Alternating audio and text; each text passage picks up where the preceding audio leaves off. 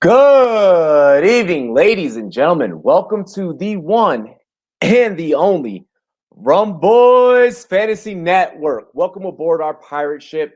Make sure that you guys, if you have not already, go ahead, spike that like button, subscribe to the channel so you don't miss any of our amazing content. But also, go ahead and like I said, spike that like and dial up into the live chat. Drop your takes, drop your questions. We want to hear from you guys. This is the Rum Boys Fantasy Network, and it's your show. This is Business and Brews. Ladies and gentlemen, I would like to first, you already know, I'm your host, Rum Boys Robbie, founder of the Rum Boys Fantasy Network. I would like to bring in our special guest of this evening, ladies and gentlemen, Pat Fitzmaurice. Robbie, thanks for having me on, man. Appreciate it. Hey, greatly appreciate you for joining us, my brother. Thank you. It's been a long time coming. I've been following your work. By the way, amazing episode that you dropped on 420. May I say so myself? Oh, thanks, man. Yeah, I let Shane Manila do the heavy lifting on that one. But yeah, that was a fun conversation for sure. Absolutely. And as it always it is on your podcast, I greatly appreciate you lending your time. Take a break from all the hard work that you do with the Football Girl and on your Apple Podcast show to hop on here with Business and Brews and discuss a few things really quick. I do just got to make sure that I pay a couple of bills. So I just want to remind everyone really quick, promo code RUMBOYS. That is RUMBOYS spelled with a Z for your Monkey Knife Fight daily fantasy prop action needs. Okay. I know the NFL is just around the corner and you're so just anxiously waiting for it. But we also got MLB, which is in full swing. And make sure you guys get on over there for all of our NBA action as well. Finals are right around the corner. So make sure you guys head on over to monkeyknifefight.com, or, you can pick up this thing right here and download the Monkey Knife Fight app, available on both iOS and Android. Speaking of apps available on both iOS and Android, I want to remind you all to download the SportsMe app. SportsMe is for me. It's also for you. The SportsMe app allows you the ability to get interactive with some of your favorite industry analysts, some of your favorite podcast hosts, athletes, and so much more in real time. Interactive content, interactive debate content right there on the SportsMe app. I'm over there kicking ass, taking names. I want to know who's going to be able to come over and take the crown from me. Who's going to be able to come up number one on the leaderboard? We have a 24-hour leaderboard. We have a weekly leaderboard. Hop on over into SportsMe. We have a lot of new updates coming for you guys. Trust me, I'm working my ass off to make sure it's the coolest app in the sports industry. So please download it. Available on iOS and Android. Let's go. Bob, thank you for entertaining my shenanigans just then. You still rocking with us, brother? Oh, is Pat frozen there? Oh, no. Oh, there we go. Okay. Sorry, Robbie. Awesome. Oh, no, all good. Let's dive right into the show, man. Enough about all of that I had to make sure, I had to do. Pat, again, thank you for coming on the show. Being a fantasy expert for thefootballgirl.com. And then also, you're at the top of Fantasy Pros rankings, and that's not an easy task to accomplish by any means. How did it all begin? Where did it start? Take us through the journey, sir. Sure. So I'm kind of one of the old men of I guess the fantasy analysts. I'm not a young buck like yourself. I'm like just north of 50, and so I started playing fantasy football like right around 1990. Buddy got me into it in college. It was just this weird. We did a draft, and you'd play the week, and it was like winner take all for $5 or $10 every week, and so we did that, and then I kind of got the itch and started my own league in 91. Mm-hmm.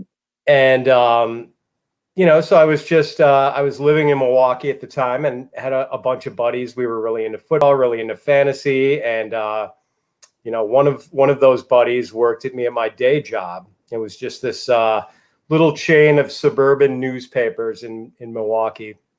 And, we were both big fans of Pro Football Weekly, and we would go across the street from the office to this little 7-Eleven and get Pro Football Weekly as soon as it hit the newsstand at like Wednesday or Thursday. If he went over first, he'd get 2 copies and throw one on my desk and vice versa. And then all of a sudden, a buddy who lived in Chicago and had been bugging me to move to Chicago, noticed an ad in like the Chicago Tribune that Pro Football Weekly was hiring an editor. And, he sent me the ad. And so I wound up applying to get that job and got it. And, so I was working at Pro Football Weekly. Maybe only like 25% of it was fantasy at first. Mm-hmm. It was just sort of organizing the weekly paper. It was more of a paper than a magazine. And, but there was definitely a fantasy component. They were starting to expand their web coverage of fantasy. And so, that's kind of how I got into the fantasy stuff. And even though I only stayed for a few years, like maybe 3 years, and left on really good terms, and they asked if I wanted to keep contributing internet content, articles. And it was one of my editors, this guy named Neil Warner, who suggested doing weekly fantasy rankings. And I had never heard of that concept before, but, told him I'd be willing to give it a shot. So I think that was about 2000. He had me start doing that. So kind of been at the rankings thing ever since.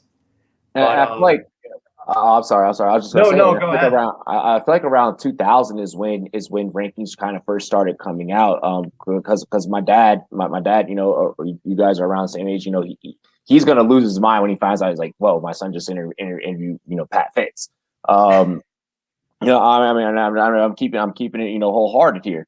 But I feel like 2000 is kind of when, the rankings kind of started coming into play, because I remember playing even in junior leagues on sportsillustrated.com. There used to be SI Kids, and they had their own like kids website and their own kids magazine, and they would have rankings. And like, that was my first time really getting used to ADP, like when I had like Dante Culpepper and Randy Moss. Yeah. It was kind of a strange thing. And then like there was one spring or something, all of a sudden I got a note from one of the editors at Pro Football Weekly, and he was like, "There's some company named Fantasy Pros that said you won some contest or something." I'm like, "What?" He's like, "I'll forward you the email." Mm-hmm. And I hadn't won. I'd come in second. This was, I think, the very first year they had tabulated rankings. And I don't think they told any of the rankers that they were like tracking their stuff. And I finished, I think, second behind Andy Behrens of Yahoo. Yeah. Who's now a good friend of mine. And so that was, and I wish I could remember what year that was, the first year of their rankings. I want to say like around 2007 maybe. Mm-hmm. Yeah, I think it was like, it was way, yeah. It was a while back. Yeah, a little bit. I was still in high school then. I was a junior. Dude, that's it definitely ages me. I'm flattered, but it is kind of funny that your dad knows I'm part of the dad generation of analysts. I mean, I wasn't gonna sit here and not tell you the truth. No, that's awesome. I like it. But I mean that also goes to show, just how long, we evolutionized. I've interviewed guys that they tell me, man, I remember, grabbing the copy of USA Today and, having to submit my lineup that way. And then I hear stories about when the very first website based form of setting your lineup, and then it went from website based to now everything is right on your phone. You can be at your work desk in the middle of a phone call and be like, oh, I gotta make this adjustment. I remember the Le'Veon Bell situation during that holdout, standing up at work. I was still working in corporate America at the time, and standing up above my cubicle. I'm like, guys, Le'Veon Bell's not gonna play. And you just see everyone standing up, like, and tons of people just all at the same time, and we've never seen that before. So it's amazing how we've gone from that stage in the game to where we are now, even with like the NFL making partnerships with Caesars Entertainment, FanDuel, and DraftKings, etc. Oh yeah. I mean, it's funny, Robbie, like, now, as you know, like if live scoring goes down for 5 minutes, people lose their minds, including me. But, it used to be like you didn't necessarily know whether you had won until like Monday or Tuesday morning, Absolutely. No, I remember those. You had to wait until the stats adjusted. And really quick before we get into some more of the fantasy talk. How did thefootballgirl.com come about? Oh, so yeah, like around 2014 or so, Pro Football Weekly, which had kind of been teetering on the brink of closing, like they did shut down operations, at least in full. Like they continued to put out, I think, their annuals for a couple of years after that. But basically the season-long coverage shut down. And so I was kind of out of I didn't have a home for my fantasy stuff. I'm like, oh man, what am I going to do about this? So, Melissa was one of the people who sent me a real nice note after seeing that PFW was shutting its doors. And, I'd kind of followed her work and her site, and I, got the idea that, I don't know, being sort of a lone wolf appealed to me, and just, not necessarily having to submit content on anyone's schedule or whatever, just do the rankings, kind of write when I feel like it. And, I asked Melissa if she would be open to having fantasy stuff on her site. And she was very agreeable to it. And, we've been friends and partners ever since. I love that. That's a beautiful story because, I just want to point out, I'm a girl dad. I have a daughter. That's amazing that you chose to be such an ally early on in the stage of things, to where back then, you're talking 2014, Pro Football Weekly closing their doors. We didn't have women in sports, women in the industry really like that. And for you to say, hey, I want to be an ally, and I want to follow. I've been following your work. I respect you highly as a colleague. That's a damn beautiful thing. So I want to point out really quick that to this current generation, that there is a generation before us that has been doing this. Pat's been doing it, and we have to pay homage. We have to learn from what the generation before us has been doing. Because if we don't, we only can go on to repeat, some of the same horrible mistakes. So I appreciate you for setting that path. I'm sure. I don't think you realize, or you saw it in that scope. But for us as men, the best thing that we could do is kind of strengthen those voices. And you did it early on. And I respect the hell out of that. Oh, thanks, Robbie. I appreciate that. And it is really fun to watch all the young guys come in, the guys in their 20s. Yeah. And now we're always like so many amazing voices in, the fantasy field, and doing different things. It's not used to be just all kind of writing who analytics. Now it's like, podcasts, and like their live streams, and they're just like all these new and interesting concepts now for the podcasts and the live streams. Like we have taking it up a notch, Yeah, we have a guy, here at the Run Boys Fans Network. He's a chief editor, plus, he does graphics. So, you even got people, going in the graphic design area. Myself, when I talked about the SportsMe app earlier, I'm a chief marketing officer for the app. So, now you have the app development side. Yeah, you can go and get a job. If you're doing fantasy, you could go and get a job with DraftKings or Monkey Knife Fight. Roundtree, he does I believe it's Chris Roundtree or Charles Roundtree. He does video content for Monkey Knife Fight. There's so many different avenues of approach. So I like that you brought that up. You're like, we're growing. We said we wanted to make it an industry, and now it's actually becoming an industry. So Pat, I was listening, all right, to your latest episode. Shout out to Hoove to tuning in. Greatly appreciate you said Wisco represent. That's right. I was listening to the latest episode of Fitz on Fantasy on Apple Podcasts. Make sure that you guys at home check it out. I'm sure that you guys already are, but definitely make sure that you are if you're not already tapped in. And I've been beating this drum for a few months now, so it's beautiful to kind of hear that we might be on the same wavelength here. We're slowly witnessing the demise of single quarterback leagues. How does this alter the industry? But more importantly, how does this alter how we deliver analytics? Yeah, interesting question. So, I mean, it seems like things are going that way, doesn't it, Robbie? I mean, like, Yeah, especially, I mean, I think Dynasty really lends itself well to Superflex, to 2QB. And I think, in a 16-team league, a 14-team league, you're pretty much locked into single quarterback. It's just the way it's got to be. A 12 team with a super flex is a lot of fun. And if you have 10 or 8, I mean, you got to be playing super flex. Like, it's not even fun if you don't play super flex, the quarterback position. So I do think it's headed that way. The analytics, I mean, they're definitely, like, as it gets more and more popular, my buddy Greg Smith over at 4for4.com and Sal Stefanile. I mean, those guys were way out in the forefront of 2 quarterbacks / super flex, and they had a whole site and a whole preseason PDF dedicated to it. This was like 5, 6, 7 years ago.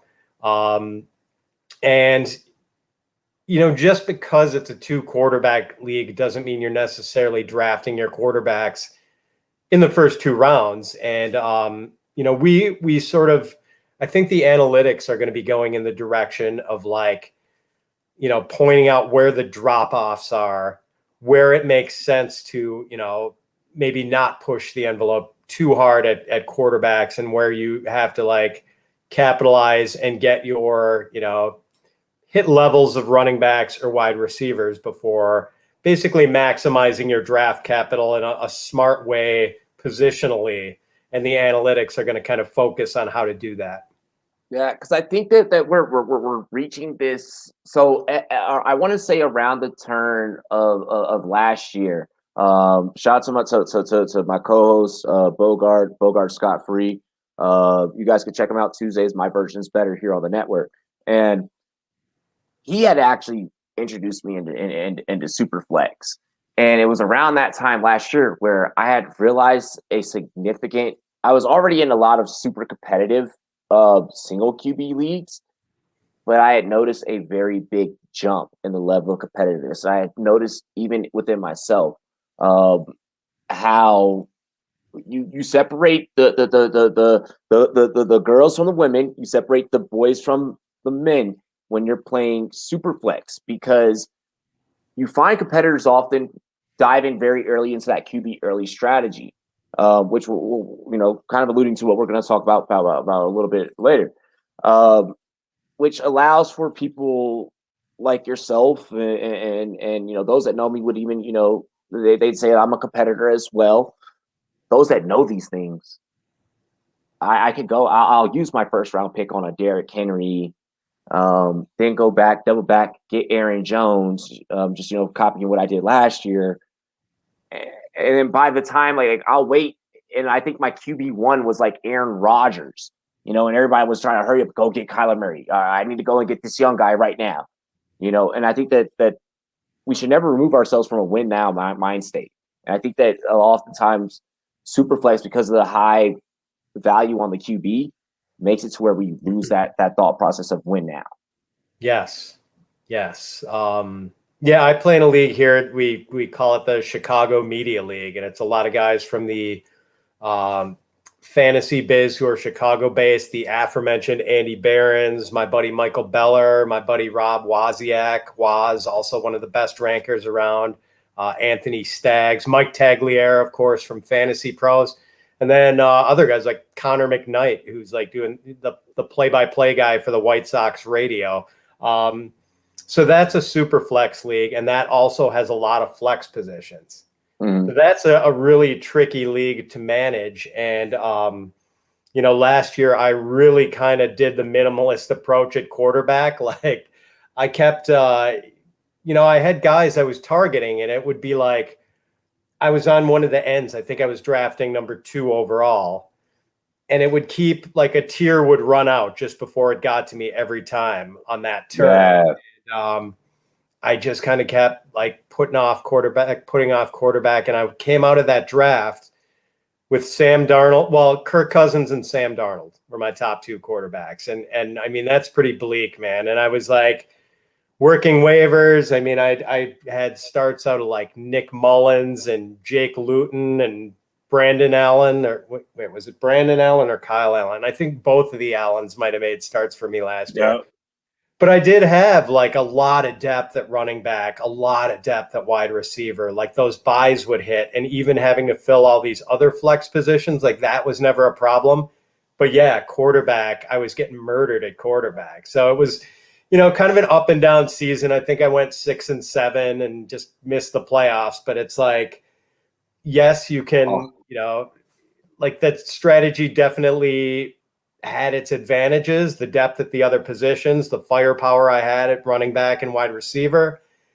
But, I definitely paid the price at quarterback. No question. And you just reminded me really quick of a story. So last year, Scott Fish, slow draft. You got to be focused. You got to be tuned in, right? Because once you're on the clock, you got to make your decisions. I'm sitting there and I'm literally getting ready to make my next draft pick. Wife is cuddled up with me. We're talking, we're discussing, we're chopping it up. I'm like, what I do here? Like, should I go running back? Do I go receiver?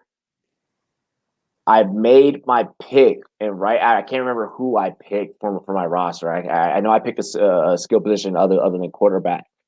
But right after I picked it, I start planning, okay, now who am I going to get for quarterback? You got to remind you when you're slow draft. I have Xfinity Mobile, which is a news phone service through Xfinity. Holding my beer, and my beer slips ever so slightly out of my hand. Oh, no. The littlest drop. I'm talking I've dropped this phone. I've dropped my previous phone, not this one, but my previous one. I've dropped in like puddles of water and it still worked. The littlest amount of beer got on this phone, Pat. And when I tell you I got so lucky in Scott Fish last year to end up with Justin Herbert. Oh. Okay.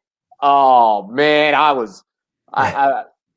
fantasy universe, fantasy gods, whatever you believe in, thank you. Because I ended that season, I think I won like 7 games, but I still missed the playoffs, like 8 games. I still missed the playoffs, but I was right out on the outside.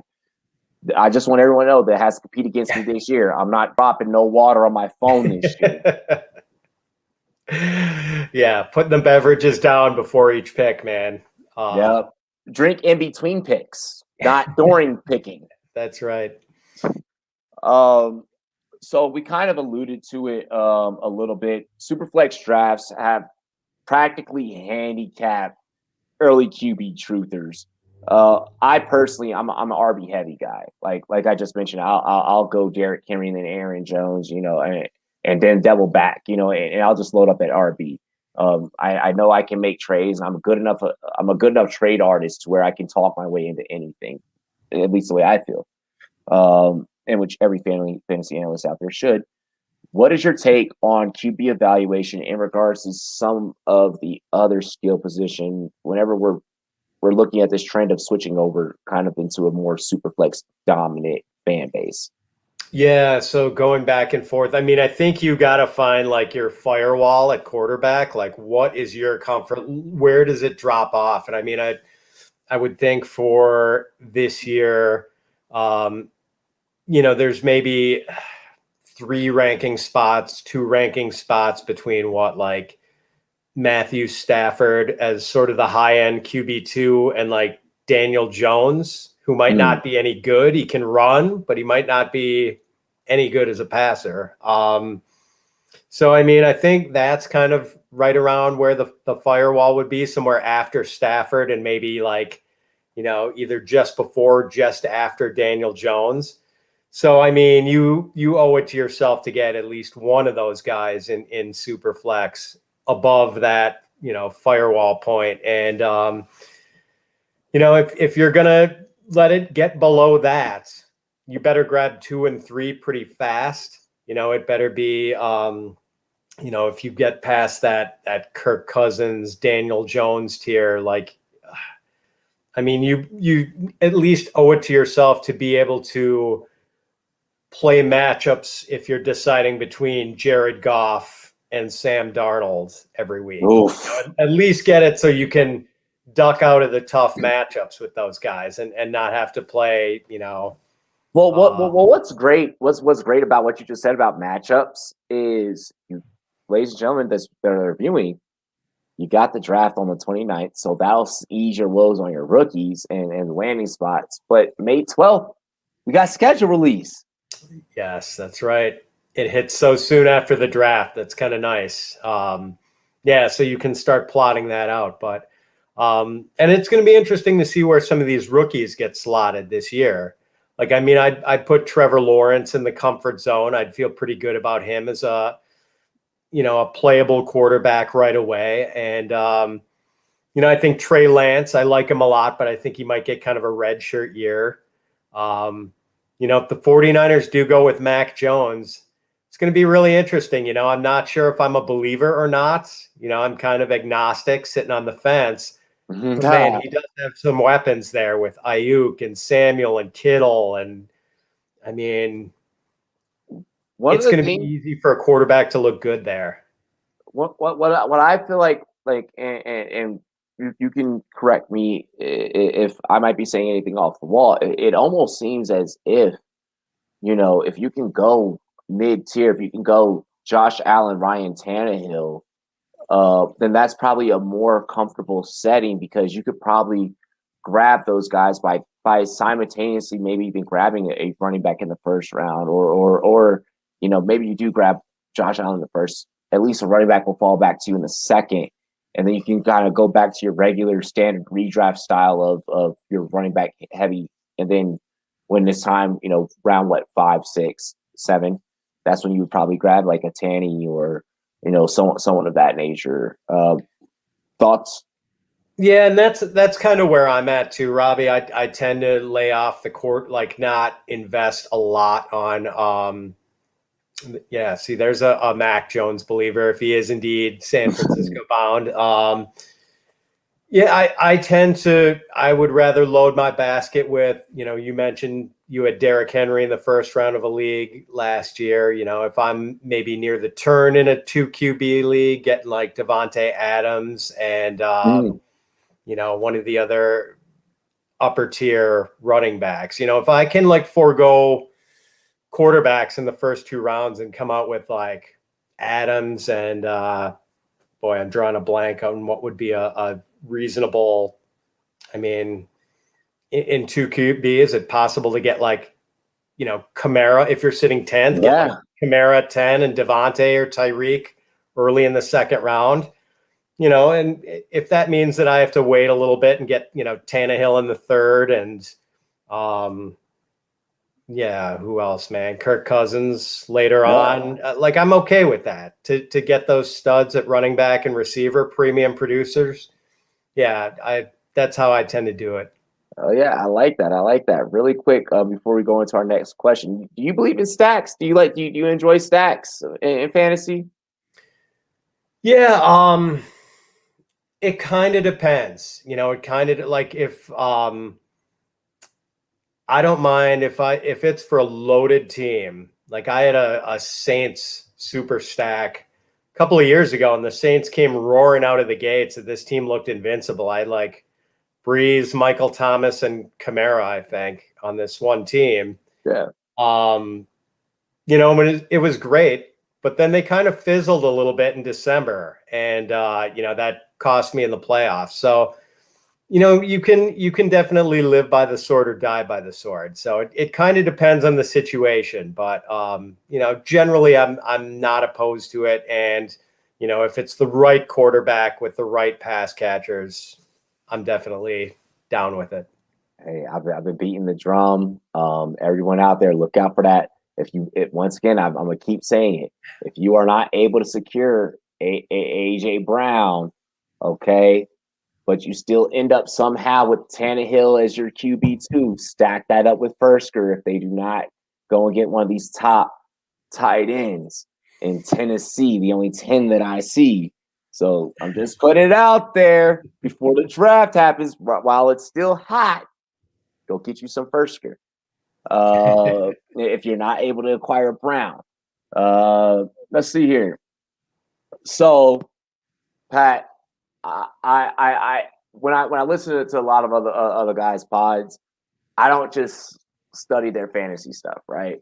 I study how they pod and some of their techniques. And you inspired me, all right, when you had Shane on your show. You pulled up a tweet from Shane's page, which I absolutely love. So I'm going to go ahead, if you don't mind. Am I allowed to steal a page out of your book, brother? Oh, of course. All righty. You stated yesterday on your Twitter page that, and I quote, several months into the process, and I still have no idea how to rank Devontae Smith, Jalen Waddle, and Rashad Bateman. Have we solved this conundrum as of yet? And are you able to go ahead and give us your rankings for those three on air? Or do we got to go and get in an article? What's the deal? Oh, man. I mean, I am just still... I'm torn, and I know this might actually matter because my favorite dynasty league, the one with my buddies, my closest buddies, like I lost the championship game. I'm going to be picking 111, and it's super flex. So I know it's going to be like one of those guys is going to be the pick, and I'm probably going to have to make a choice between one of those guys. So. Yeah, even though I'm terrified that Devonta Smith is 100, he just weighed, 166? So he's going to be playing with linemen. Yeah, or did he go down to 166? I think it was once. I thought I heard that he was 166. Yeah. I mean, he's going to be playing with linemen whose torsos weigh as much as he does. But I mean, do I buy the possibility that maybe he's Marvin Harrison? Second coming of Marvin Harrison. I do, man. I totally believe what I saw, but then you've got Jalen Waddle, who's doesn't have the size issues, has the blazing speed, and was putting up basically the same numbers that Devontae Smith was putting up before Waddle got hurt. And then up here in Big Ten country, Robbie, like I'm a huge Rashad. Like I've hate watched Minnesota football. Like I can't, they're a big rival of my alma mater, Wisconsin. Yep. I can't stand PJ Fleck, their head coach. So I hate watch their games, but I can't hate Bateman, man. Rashad Bateman is just an amazing player. And, Tyler Johnson before him. I mean, Bateman is a freshman, 18-year-old freshman competing with Tyler Johnson, who was a stud. Has over 50 catches, over 700 yards. Then with Tyler Johnson still around as a sophomore, just goes nuts for like 1,200 yards.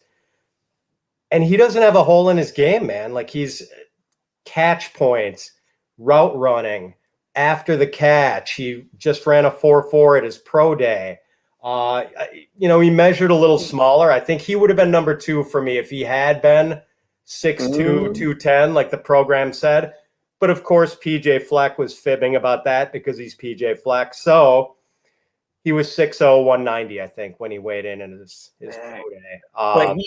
The separation he gets between him and the corner was like 2.5 yards on average, like 3.5 yards. Like it's insane. Yeah, and he was a boundary receiver his first couple of years. Moved to the slot last year. He can play inside and out. As of now, I think I've got it Smith, Bateman, Waddle. Okay. Oh, when I go on the clock with that 111 pick, Robbie, in my favorite dynasty league, I can't honestly tell you that's what the pecking order is going to be. If all three guys are on the table, you're gonna hate mine. Mine is Waddle, Smith, Bateman. Yeah. Have you sorted out these guys? Are they kind of all on the same tier for you?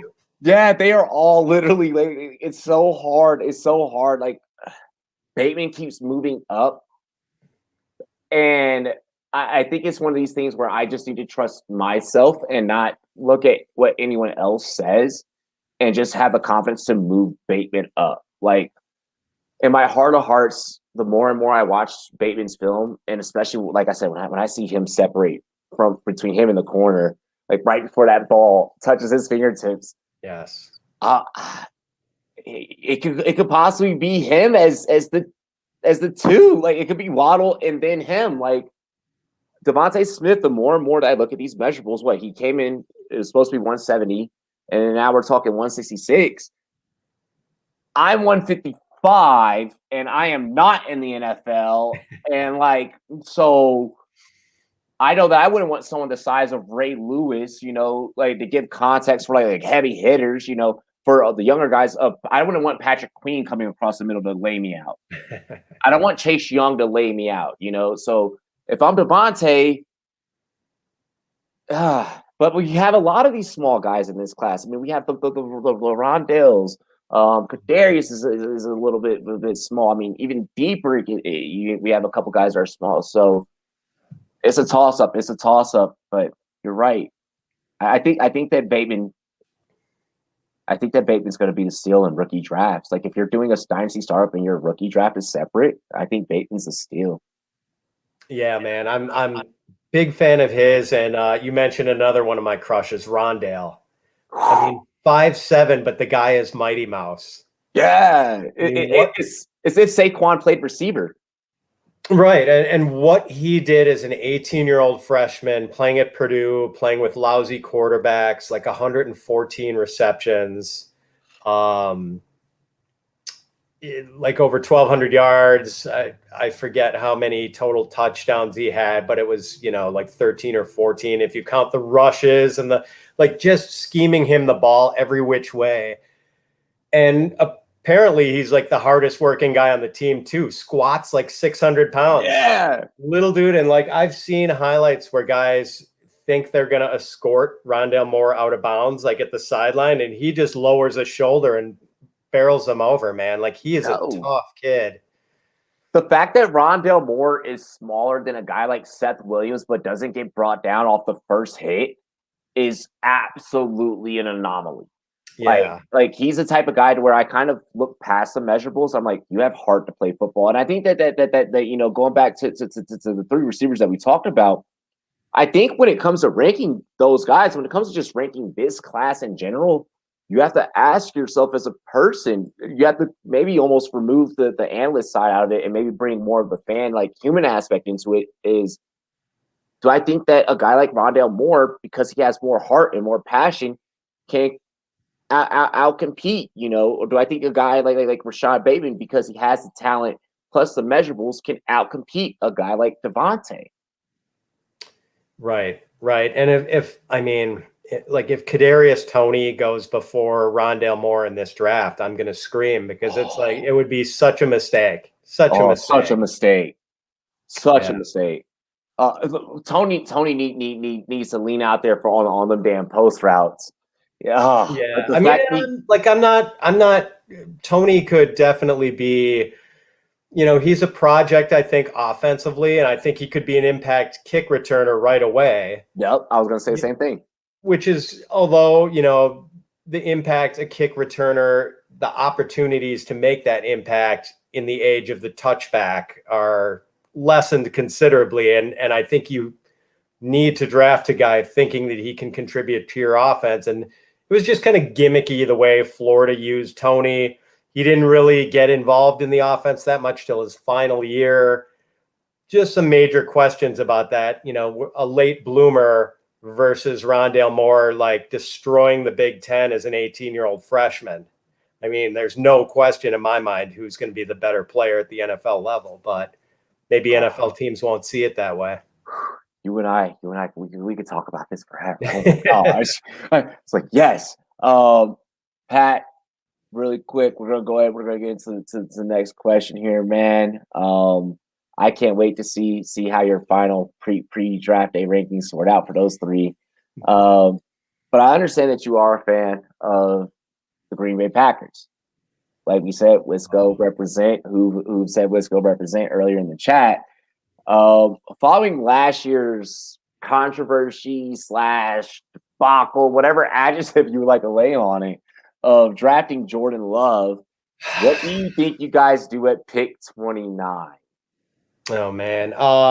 Yeah, so and I just saw someone in the chat bring up whichever one of the guys we were just talking about goes to Green Bay. There it is. There it Yeah. is. The GMM networks. And so yeah, I mean, I think a lot of people believe, as they have in past years, that, good reason to think that's going to be a wide receiver with that first round pick. But considering they actually did get like a decent season out of Marquez Valdez-Scantling for the first time, I mean, the drops are always going to be a part of the package with him, but he also made a lot of plays. Alan Lazard, who blocks his ass off, like one of the best blocking receivers in the league and a pretty decent receiver. They even started to get a little bit of production out of Equinemius St. Brown towards the end of the year. Yeah. So it's and then they've got the best wide receiver in football, obviously. So maybe not the screaming need that it seemed to be at this point a year ago. And it's a deep enough receiver class. I think they could put it off a little bit, come away with, an Amari Rogers in the third round or Dwayne Eskridge later on day 3 and be okay. Maybe 2 of those guys. I think the bigger needs might actually be at cornerback, where, they just re-upped with Kevin King for a year, which didn't please all Packer fans. Yes, Newsome or Samuel or a linebacker. I don't think it's going to be a linebacker because the Packers are really not into picking linebackers in the first round. That's kind of an organizational tradition going back with Ted Thompson. But cornerback, I mean, Patrick Surtain isn't going to be there. I doubt that J.C. Horn's going to be there. I doubt that the hurt guy, what's his name? Farley. Farley, yes, the guy with the back injury. Thank you. If Greg Newsome is there, I think that would be the pick. Asante Samuel could very well be the pick. Samuel's a smaller guy, but I mean, they don't have any issues with a smaller guy in. Oh God, why am I am having the biggest brain fart about our top cornerback, who's like, oh my gosh, Jair Alexander. Yeah, Jair. How could I? Yep. Sorry, that was the worst brain fart I think I've ever had. Because we cover fantasy and not defenses, only in IDP. Yeah, I mean, Jair is like my favorite guy on the team, though. I mean, I love the guy. And so they might not have an issue with Asante Samuel being a little smaller. They could use a slot corner because Chandon Sullivan is not the best one. Yes, now the Jair help is coming in. Thanks, guys. Mm-hmm.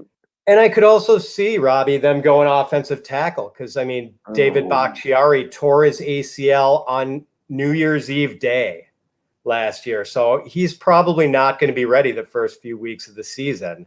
I mean, it would be a hell of a recovery if this 300-plus pound guy came back in 9 months. I mean, it's going to be cutting it pretty close. Other than that, the only tackles on the roster, like Billy Turner and Jared Valdir. So I could see them going tackle. I could see them drafting an interior lineman and sliding out Elgton Jenkins to left tackle for a few games.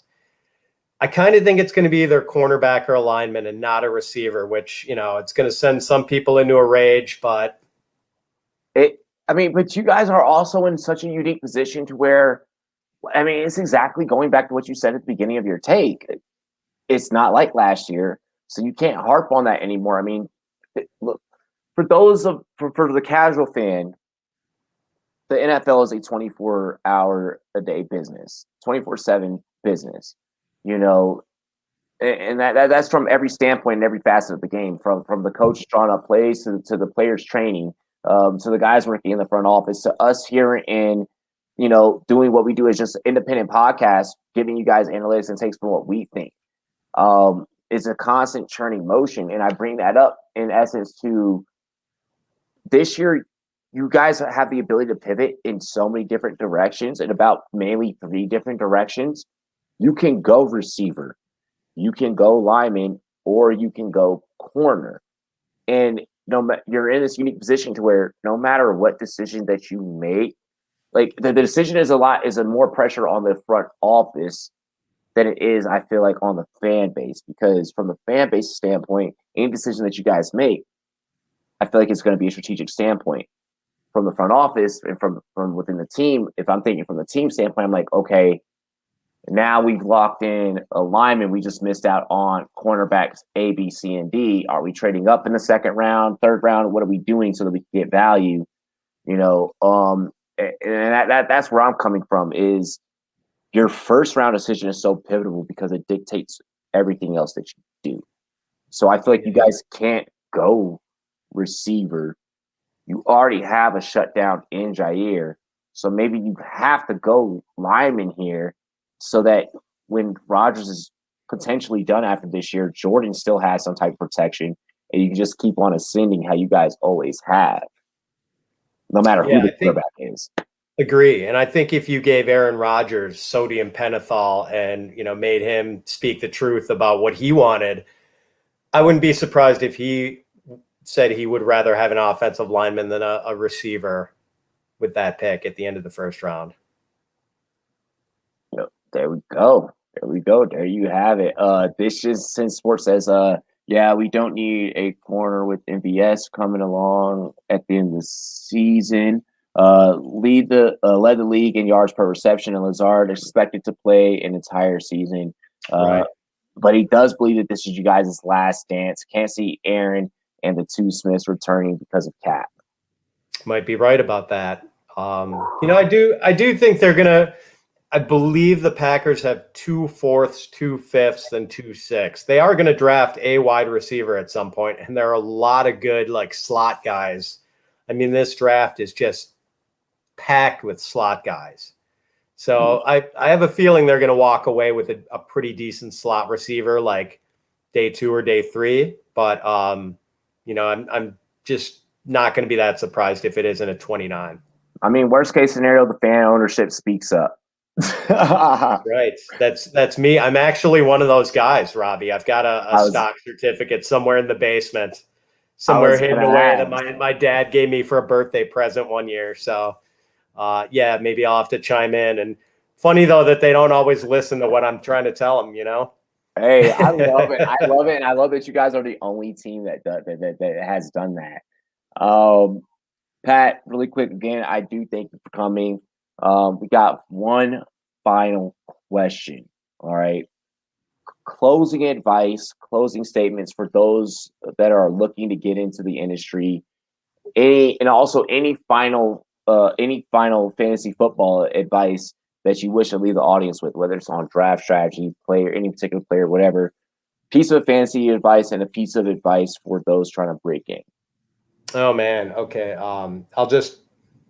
This was just going through my head this year. I think Christian Kirk is going to be a good later round buy. I think people are kind of giving up on him, but I've just been waiting for Larry Fitz to retire and vacate the slot for Christian Kirk, who I think was always kind of miscast as an outside guy. So that's just a little nugget. As for the breaking into the fantasy thing, we talked about this earlier, Robbie, and just the plethora of ways there are for people to crack this industry open, find your niche, so many good ideas, like the fantasy game nights and the array of podcasts and live streams you're doing. People are coming up with great ideas all the time, new content, new metrics. So if you're not an analytical guy, don't force the analytics. If you're not good on air, don't force that. Know your strengths. Are you a writer? Are you not a writer? If you're not good on air, you're probably going to have to be a writer or, a math whiz. If you're, not a math guy, you're going to have to figure something else out, and I do think a certain base level of writing is always good to have because you're always going to be tweeting. You're always going to be emailing with other people in the industry. It's always good to be able to express yourself well. But, if you're new, insert yourself into the conversation without being a menace And it's easy to do that, man. Like there are a lot of conversations ongoing every day within the community about different topics. When you have something intelligent or, something to add or like a question to ask to further the conversation, don't be afraid to step in or whatever, but also don't be a menace. I mean, people. What would Burroughs say? Yeah, but like most people, a lot of people are just doing this as a side thing and have day jobs and family and everything. So like, don't make big demands on people's time, asking them for favors. But most people are more than happy to like banter with you, talk to you. Some people will like, read your stuff if you want to run something by someone before it gets published. I've done that for people. And I think above all, Robbie, don't intentionally be a dick to anyone. Just like be cool, man. I mean, like there's so many good people in the industry, and just don't be abrasive. Don't start arguments just for the hell of it. Don't don't push people's buttons, man.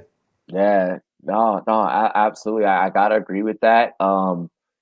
What was great about this is that, and I've told people this before, is that we chose to make this a industry. And because it is a industry, we have to actually, kind of, whether we're doing it for fun or, some of us, doing it full time, we have to make it a place where everyone can feel accepted and make it feel like, one day this can be a full-time gig for everyone. And the way that we do that is quote unquote, we make it a fun place to work. Like, I know that sounds corny as hell. Like, people hate hearing that, especially like, I used to hate hearing that when I used to work my corporate job, but it really does make or break a difference. Like, I think about the good days that I had when I was doing that. And I'm like, yeah, structure does help, and kind of having that set up does help. So, I mean, making this industry a fun place where everyone can kind of come, feel accepted, and be one, I think is a way that we can help each other, and also just each one teach one. I appreciate the hell out of you. Like, I told you this like 7 different times from the moment that we started DMing to now. I appreciate the hell out of you for coming on, because you've been around and you've been doing it for a long time. You don't have to do this right now. Like, you don't have to take this time. So for guys like myself, I've been at this for 3 years, to finally, be able to sit down, have a conversation with you, enjoy a brewski with you. It's fun and it's cool, and and it's dope, and it shows me, like, a lot of people look at me and they're like, yo, Rum Boys are blowing up, they're doing things, and I'm like, I don't want anyone to ever be like, oh, well, he's a dick now, so I do the same thing that you guys do. It's like, if you're looking at me in that manner and you're holding my name in that same breath, in that same regard, I want to help pull you up. So I appreciate you, man, because not everyone does it. Oh, thanks, Robbie. I much respect for you and what you're doing and your shows. I mean, I was earlier today, I was watching, went back and I'd missed the show with Ian, which was fantastic. Like, yeah. So, love what you're doing. Really appreciate you asking me on. I'm flattered and honored, and it's been great to talk to you, man. Amen to that. Hey, we're going to go ahead and end this with a ceremonious Rum Boys cheers.